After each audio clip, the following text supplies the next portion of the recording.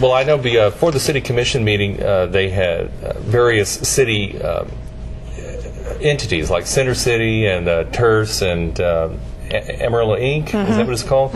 All presented their budget requests.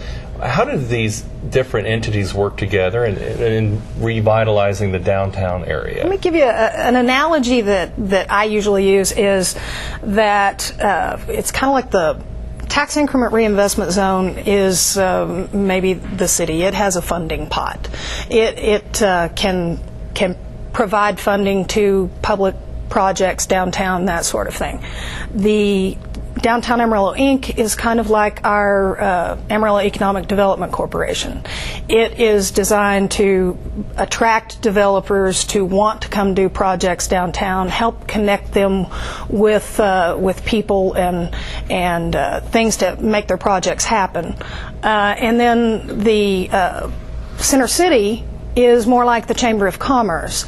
It's designed to support the businesses that are downtown, to help do events that bring people downtown, to help with their, like they helped with the Marriott's tours and things like that, to help with events that those businesses are doing.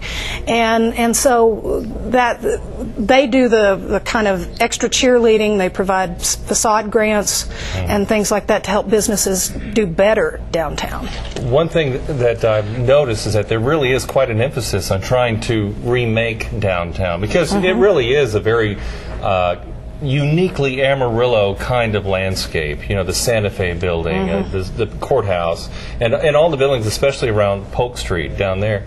So I can understand them wanting to preserve that and to bring folks back in. So they're obviously putting a lot of money into it. They are. Downtown Amarillo Inc. has gotten a consultant or a couple of consultants to do a couple of different studies that will add information that developers can use and look at to decide if they want to do projects downtown. One that's expected to come back and be presented to the Tax Increment Reinvestment Zone Board soon is a land use study. It's the idea is, what's the best available use or best use for the available land around the Civic Center. That one also will address parking, whether there's enough street parking, where to put parking in the future, do we need a parking garage if things get going, that sort of thing.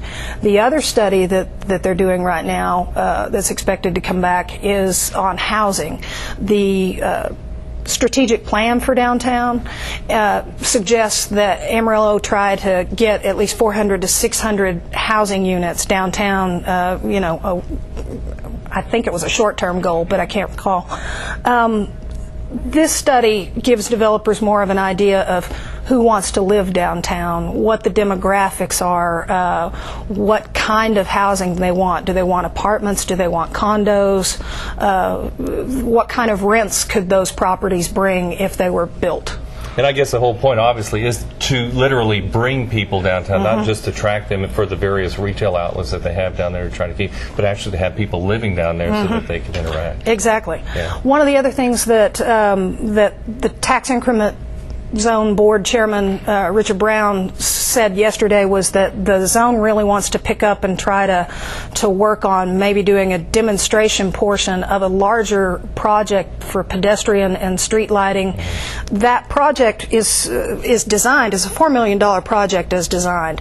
It would do sidewalk and safety and aesthetic improvements along Polk Street from, I think it's 6th to 9th, and along 6th from Polk Street to the Civic Center.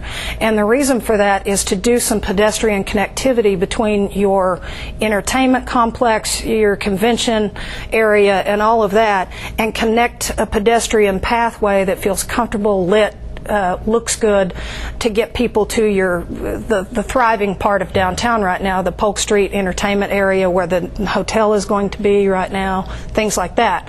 That project, they tried for $2 million in TxDOT funding in a round of grant applications. They did not get that, but they're still working on grant sources. But locally, Downtown Amarillo Inc., Center City, and the Tiers Board had already pledged $2 million to it.